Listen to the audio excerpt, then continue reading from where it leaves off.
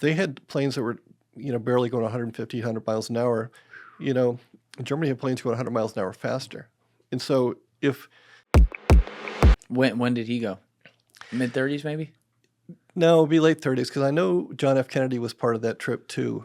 I don't know. It's all Sometime in the build-up. sometime. Right Yeah, there. Okay. sometime before World War II. Hitler was in charge when he was. Hitler doing was in it. charge. Yeah. Now Churchill, like we were saying at the beginning of this tangent, he was there in 31 or 32ish, Right? Somewhere in there. So that is a year or two before Hitler actually takes power. But I believe the Nazis had started to get some parliamentary or whatever they called it at the time power. So what did Hitler wrote down, or not Hitler, Churchill wrote down a lot throughout his life between like his personal diaries, keeping records of things, and obviously was a part of history. But what, outside of the personal affront to Hitler not meeting with him, what kinds of things, I don't know, positive and negative, did he take away from Germany at that time? Oh, he was scared. And it's interesting, what he began to do is keep really close eye on German production statistics.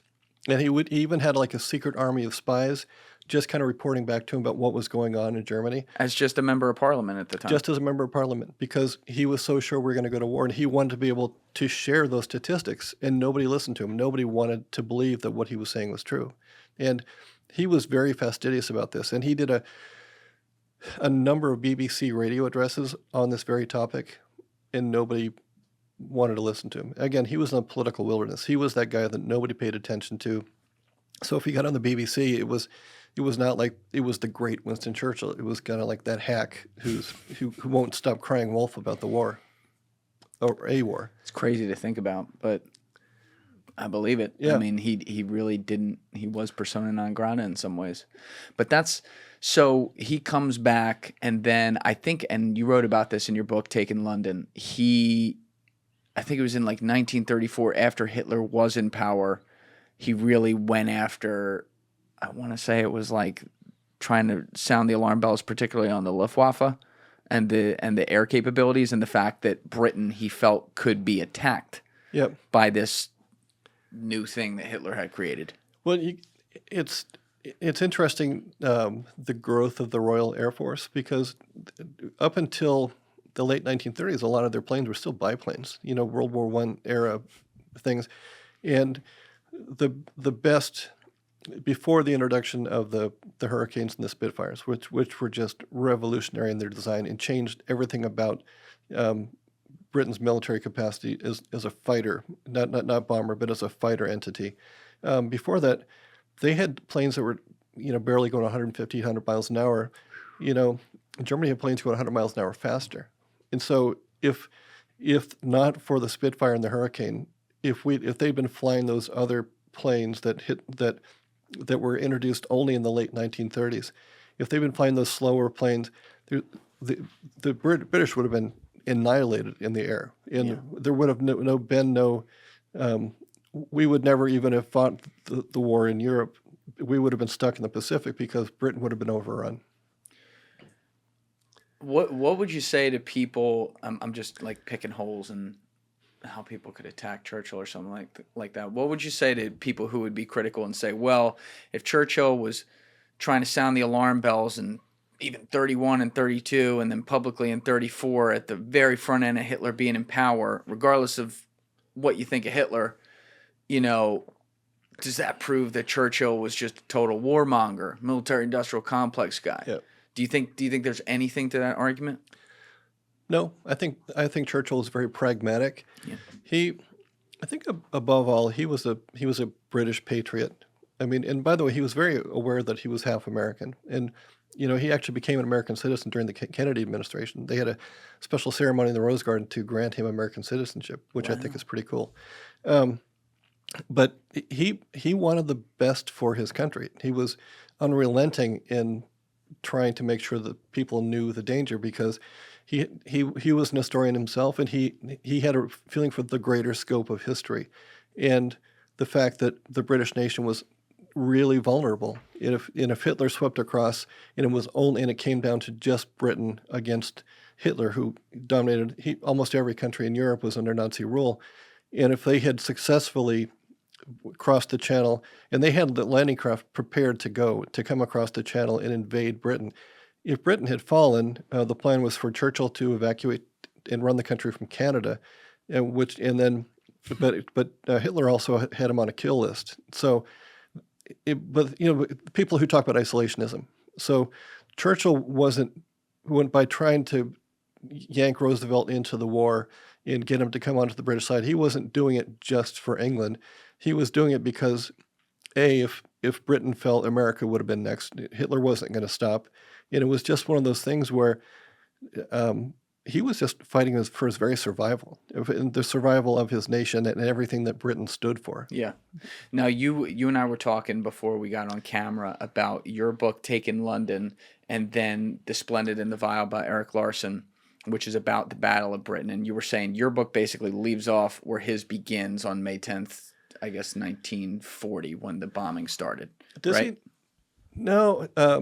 So I kind of start in the year before World War I. May 10th, 1940 is when World War II. World War II. Yeah. Yep. Let's stay with the right war. May 10th is when the Germans invade France. They come through the Ardennes Forest, and boom. Next thing you know, they're at the English Channel.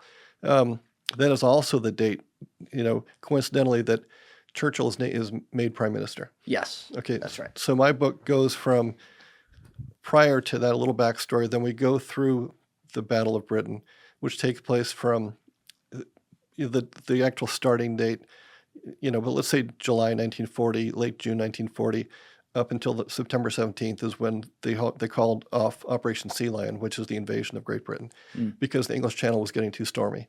So the first bombing of London was September 7th. And that's where, and I don't know, I haven't read Splendid and the Vile a long time, but I don't do the Blitz. I just do the Battle of Britain, right. And he focuses on the Blitz. So I do everything leading up to the Blitz.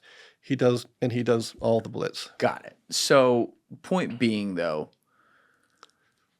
one of the things that really struck me when I first started looking into this, because I did not know this history, is how rabid the isolationism in America was all the way up to that point, basically until December 7th, 1941, if we're being honest.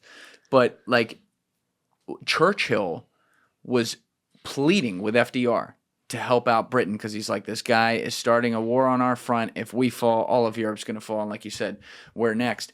And FDR did want to help him, but he was politically basically handcuffed. I think he had an election coming up on November 5th, 1940 at the time. His Republican opponent had run hard to the isolationism side, which means that he had to kind of use that same language as well to not get flanked there. And it was so bad to the point that there was even a story where, this one blew my mind, where Congress and the U.S. had voted or were going to have a vote on two completely unusable ships somewhere in the Caribbean or something to destroy them or not. It wasn't are we going to use them? It was are we going to destroy them or not? They tabled the vote, and Churchill, desperate, goes to FDR and he says, I don't care if they can't work, we want them. And FDR says, yeah, I can't even give you those. They had to find some backward trade deal to get them there so that FDR could say, well, no, it's not supporting the war or whatever. It is nuts how much America was just not our problem at all. Well, it was the America First movement. Henry Ford was a big one behind it. Lindbergh was a big one behind it. And you had literally hundreds of thousands of Americans who were part of this movement, active members of those things. Remember also, too, we had the Neutrality Acts in the late 1930s. Can you explain those? I'm going to go into the weeds on this, but we had a series of Neutrality Acts, and I want to say there were 3 that basically said we couldn't go to war. We are a neutral nation. These are the things we can and cannot do. And one of the things we can't do is we can't help England. And so, and again, Roosevelt was not above going around those, but he was also a political animal, and he was determined to get reelected before he did anything else. So he didn't fire Joseph Kennedy as his ambassador to England, despite the fact that Kennedy was so pro-Hitler. And if you read his journal entries, he was just mesmerized. And he wrote to his son Bobby Kennedy about the curtain is about to rise and on this great Nazi invasion. It's crazy. Whoa. But he doesn't recall him until just before the election, and he doesn't really officially boot him until he's been reelected, just because Kennedy is a political opponent. So Alas, I forgot where I was. Anyway, We were talking about the isolationism. yeah, but isolation was a big deal. But again, I went back to World War I, and it's one of those things where, it's Europe's problem, and we look at it right now. We're looking. If you go to London right now, and if you walk down, Downing Street, all the major public buildings fly two flags. They fly the Union Jack and the flag of the Ukraine. Mm-hmm. It's everywhere. And they're ready to go in and help the Ukrainians because they see the future if Russia takes over the Ukraine, because that's just crazy time. But here we're reluctant. It's the same thing. We're reluctant to send men into help in the Ukraine because we're getting back to an isolationist point of view. Thank you guys for checking out this clip. If you haven't already subscribed, please subscribe and hit the like button on this video. It is a huge, huge help. And if you'd like to check out this clip's full podcast episode, that link is in the description below or right here. And finally, you can follow me on Instagram and X by using the links in my description below.